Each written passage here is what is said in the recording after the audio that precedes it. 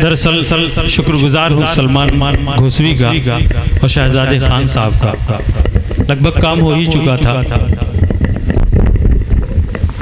लेकिन भाइयों की मोहब्बतें। आइए मैं मुख्तसर वक्त आपका लूँगा।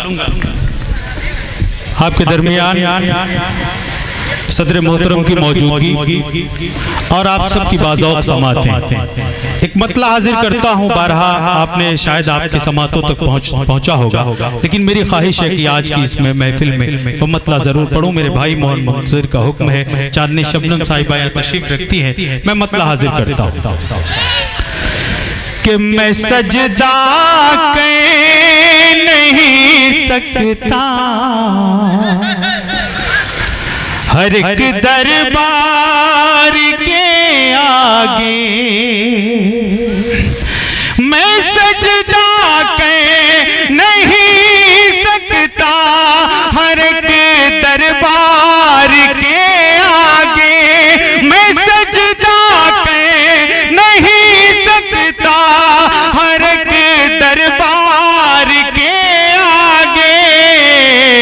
हर एक सरकार झुकती है मेरे सरकार के आगे, हर एक सरकार झुकती है मेरे सरकार के आगे। भाई के कदमों की गड़गड़ाहट। शुक्रिया भाई।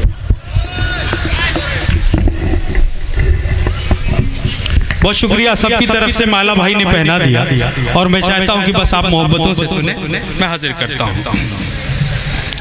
मोहन भाई, सुने के काम ऐसा करो आचरण के लिए, हक बना लो तिरंगा कफन के लिए। काम ऐसा करो आचरण के लिए, हक बना लो तिरंगा कफन के लिए। बेवफा के लिए जहर खाना नहीं, बेवफा के लिए जहर खाना नहीं। जान देनी है दे दो वतन के लिए, बेवफा के लिए जहर खाना नहीं।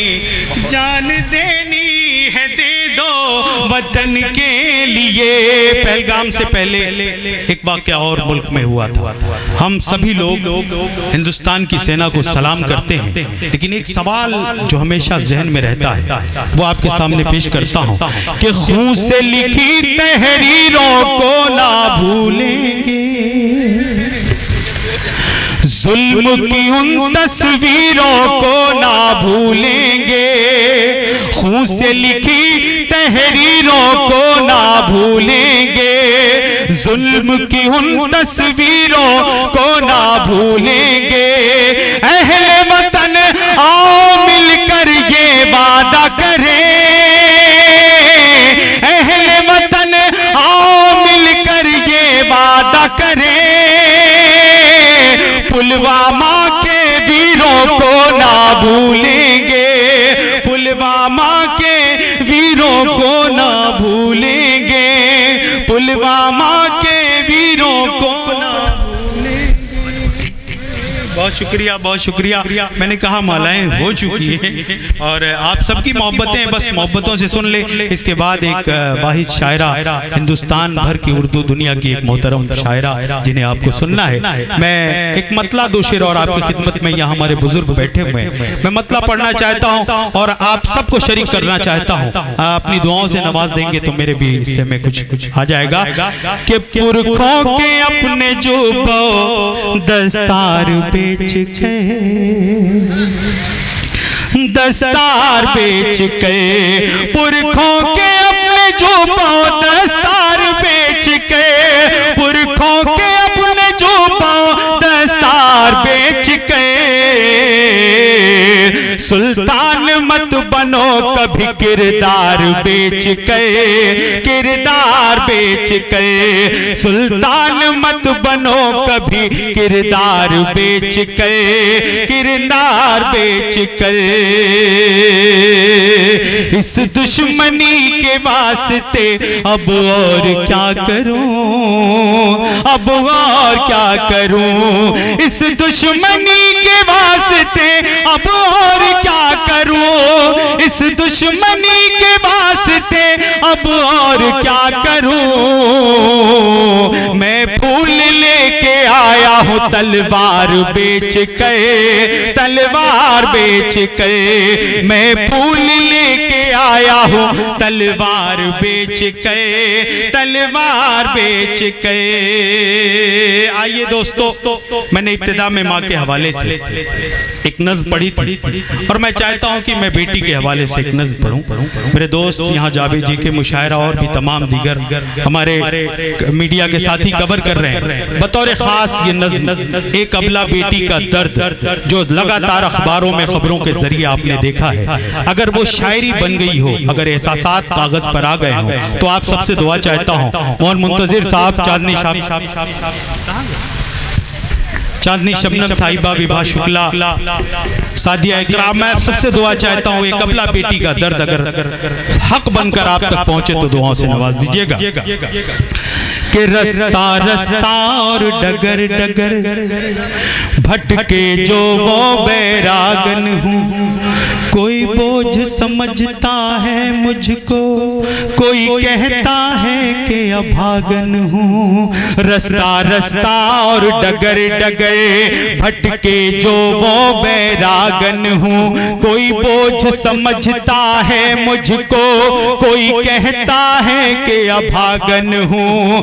कहीं दफन हुई हूँ और कहीं जलते शोलों पर लेटी हूँ। कहीं दफन हुई हूँ और कहीं जलते शोलों पर लेटी हूँ। मेरा अपराध यही है बस मैं एक अबलासी बेटी हूँ। मेरा अपराध यही है बस मैं एक अबलासी बेटी हूँ। बंद जुड़िएगा, मिसरा मिसरा आप तक पहुंचाने की कोशिश करता हूँ। एक कर्ब है, एक दर्द है जिसे आप तक पहुंचाने की कोशिश कर रहा हूँ। कि घर में ना हुई होती पैदा तो ये संसार नहीं होता, ना तुम होते ना वो होता, ऐसा घर बार नहीं होता।